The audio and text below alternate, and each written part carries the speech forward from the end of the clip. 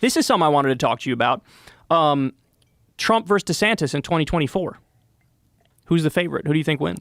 I don't know. Do you think that happens? It seems like they're positioning that, right? Let's see. But wouldn't the ultimate be they combine? They combine forces. But if DeSantis never going to do that. You don't think so? No. Trump's ego, he would never team up. He's already been shitting on him for the past month. Yeah, but he shit on people before and brought him into the fold. Think about all the shit that he said to Ted Cruz and all those other people. Yeah, but the difference is Ted Cruz cucked himself to Trump. So Ted bent the knee after a while. And what happened was, that was actually a really interesting story. So he went to the RNC and he said, vote your conscience, which basically was like he wasn't endorsing Trump. He was saying, do whatever you want. I'm not endorsing him. Mm-hmm. Then he got a phone call from his billionaire donor daddy, Robert Mercer, I think his name is. And he was like, remember who you work for. And so Ted fell in line. And then he was phone banking for Trump with that Weasley face on, like, yeah, vote for Donald Trump. And so he fell in line. And so I don't think... DeSantis is not going to do that. I mean, if he's smart, I don't think he would. Look, if you had a straight-up race, just Trump versus DeSantis, I actually think DeSantis could win that. But the problem for DeSantis is this. There's already a bunch of other assholes who nobody cares about who are jumping in the race, who are going to get 2%, 3%. And that all comes out of DeSantis' numbers and not Trump's numbers. So if you have a race with 10 different Republicans, 9 of them are not Donald Trump. 9 of them are splitting the non-Donald Trump vote, and there's one Trump who can win with 29% of the vote or something like that, which is likely. Which is like Nikki Haley. She seems like she's going to run. She's a fucking total donor creation. Nobody gives a fuck about her. She's been told by rich people, yeah, you're the one. Go ahead. She's going to get destroyed, right? But she runs. Mike Pompeo, he wants to run. John Bolton, all these people are going to run.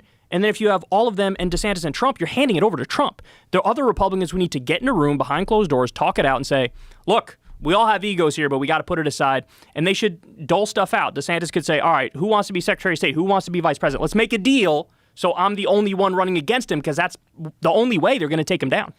Do you think that's how it goes? I don't, because they don't have that level of organization. They don't, and you have a whole bunch of giant egos. So I think what's likely is they all run, and Trump wins with 30% of the vote. Because, it's first past the post voting. If he gets 30% and the closest to him is 21% or whatever the fuck, Trump wins. And it's in the primary, so it's all registered Republicans. Correct. Correct. So it's an interesting situation. And Crystal and I and Sagar as well, we've been having this debate back and forth, because there was a period there after the midterm loss where there were a bunch of polls showing DeSantis up comfy on Trump. It was like DeSantis by double digits, right? And we were having the debate where I was like, no, I think DeSantis is the favorite. He is the favorite. But now, just recently, new 3 or 4 polls came out. Trump's back up double digits. And so it could be a heavyweight slugfest, but also I don't know if he has the balls to jump right in and take him on.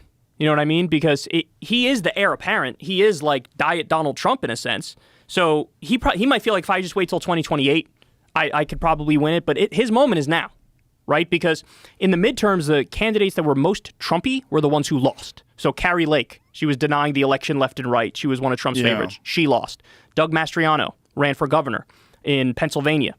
He lost, and he was at January 6th. He was a big-time election denier. All the election deniers, all the ones who really cuddled up to Trump, those are the ones who lost. The more old-school Republicans like Kemp in Georgia, and he's a guy who said to Trump, remember Trump said, find me 11,000 votes after 2020? Yes. That's the guy who was like, no, I'm not going to do that.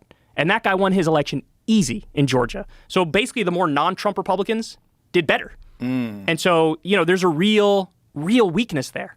And he was siloed off on Truth Social for a while. He wasn't he sort of lost his normie touch a little bit. You know what I mean? He was getting too wacky. And so DeSantis was the heir apparent, but now things are changing.